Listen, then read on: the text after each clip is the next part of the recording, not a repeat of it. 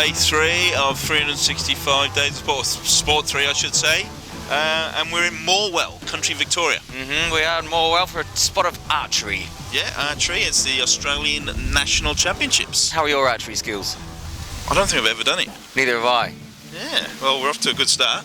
A huge amount of knowledge between the two of us, obviously, about archery. Well, you can see behind us, there's the target archery, but there's also field archery, apparently, which is from our kind of brief introduction. It looks like a bit like golf, but with, you know... Archery golf. Archery golf, yeah. Sort of frisbee golf, but with bow and arrow. Yeah. Or like regular golf. So I'm looking forward to that. It looks very interesting. Bit of walk and shoot. Apparently this is a qualification event for the Olympics. Really? Yes. Oh, God, you've already picked out some official ones, don't you? This is big time. It is big time, yeah. All right. Well, should we go check it out and find out what these people are about? Definitely. All right. Day 3.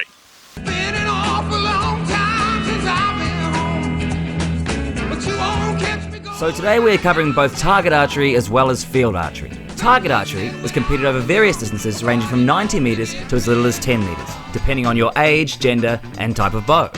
Each archer has a time limit of 4 minutes to unleash all 6 arrows. The more arrows that hit the centre, the higher the points you score. Whomever scores the most points wins. Field archery is essentially the same principle, however the format is very different, where the archers are set on a cross-country style golf course trek to shoot targets through a variety of nature's obstacles. All right, and we're here with Alan Howell, State Manager of the Victorian Archery Team. Quite the event down here today. It certainly is, yeah. About 140 archers from right around the country competing for the Australian National Championship across about 8 different divisions and a couple of different 3 different bow types. This is definitely a pathway toward selecting the Olympic squad? Most definitely, yeah. There's people here attending to get qualifying scores to go into the Olympics. They're also looking to get the attention of the Australian selectors and the Australian coaches to hopefully get their names down for a ticket. I understand there's a bit of young talent on display here. Most definitely. We've got some amazing archers. There's a 19-year-old here from Victoria who's already been representing Australia at the World Cup and the World Championships. There's a 21-year-old from South Queensland who's currently the Australian number 2 and world indoor champion, and they're all competing also at those same championships. And then there's a number of people who are vying for positions on that team. So it's a great chance. We've got a 14-year-old girl here who's just taken out the Australian Championship and fairly new to the sport. So there's the ability for people to do well if they've got the talent. I'm not sure I was achieving such things at 14 years old. I don't know too many people that do. Yeah, it's impressive. We've got Maddie McSwain, who's just taken out the Australian title at the ripe old age of 14. Yeah. And how long have you been shooting for now? 2.5 years around. I started when I was sort of just I was a 12-y. Yep. And I got a bow for Christmas. Wow. And what kind of inspired you to take up archery?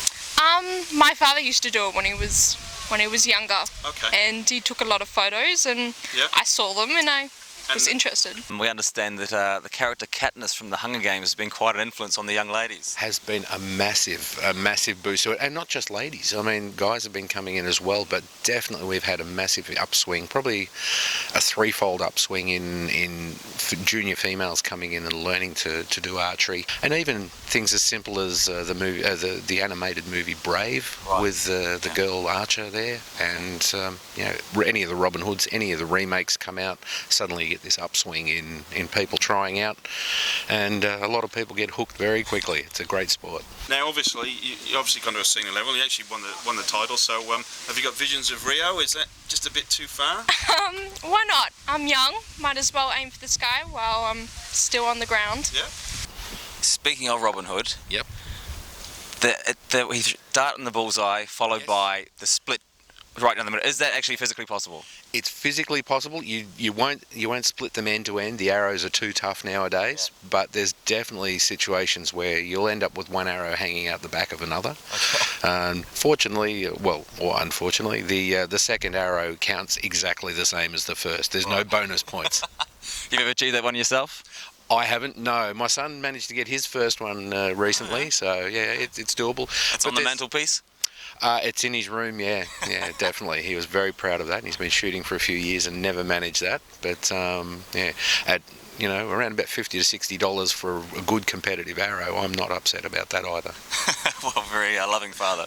A loving father who's on a budget.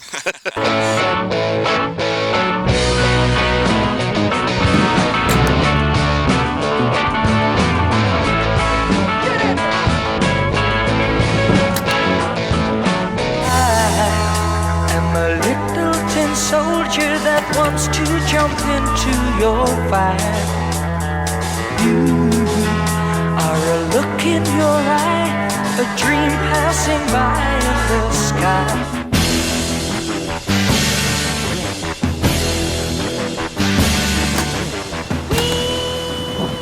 We hear your band from sitting on Rowie Shoulder today in the championships. Yeah, okay. So, are you back next year? Shit. Well, that was the Australian National Archery Championship. A bit of field shooting. I'm quite impressed by it all. Somewhat educated too, aren't we? Yeah. I've definitely learned a lot more today than I have done, ever, in terms of archery, obviously. Now, as we drove in here today, I noticed there's a fair bit of long grass and foliage and stuff. What was the first thing I said as I drove in? You said there's probably going to be some snakes. And you said, nah, didn't you? Yeah, I thought it'd be a bit too cold for snakes. Yeah, how did that work out for you? Yeah, I nearly had a little black snake just slither past my foot, which is a bit of a wake-up call. So, got to know the wildlife. I'm pretty pleased I'm still yet to see one in the flesh. Yeah. So I'll leave that up to you. Yeah, it was apparently they do bite, and they're not that deadly unless you don't get them treated. So, but I didn't really want to spend a night in Gippsland General. Well, you got amongst all sorts of wildlife. Some parrots made an appearance. Yeah, just interviewed a parrot. That's the first for me, and apart from that, it's been fun and games. Yeah, beautiful weather, but a bit blustery. Bit windy, Some big effects for the archers there. Yeah, Wind factor. definitely. But well, tell you what, I like the roast beef roll. Roast beef roll was very good, very good indeed. It was highly recommended. So it was up to standard. Oh no, above standard. Day 3 is a success, I think. Basically, is that what we're saying? Day 3 is a success. Now we've got to get back to the nitty gritty. Yep. Chance of death rating. For me, it was up there. Well, I think, obviously arrows are flying, Yeah. but they're pretty strict on not being down that end. I thought about trying to do some shots from behind the dart board, from the target board. Yep. They didn't think because that was a no-go area, unfortunately. So I'm actually, maybe a stray one on the field could happen. Let's go for a Bambi. Happen. Let's go for a Bambi Nice. rating. Once in a blue moon. Yep. Obviously. Yeah, once in a blue moon. Yeah, that's they've right. killed a lot of people over the years, but in a sporting arena, Yeah. safety first. Yep. Beards. Beards. It is Eurovision. There was a few, but not overly too many, and it looks as though there's quite a few young kids actually arching. Yeah. Is that the verb? Arching? Definitely, yeah. Okay, good. Yeah. Yeah. So Eurovision for the beard rating, and that's all we've got time for on this edition of 365 Days of Sport. Join us later in the week where we go and play Trugo. Bit of Trugo, followed by Harness racing. look forward to it. Catch us.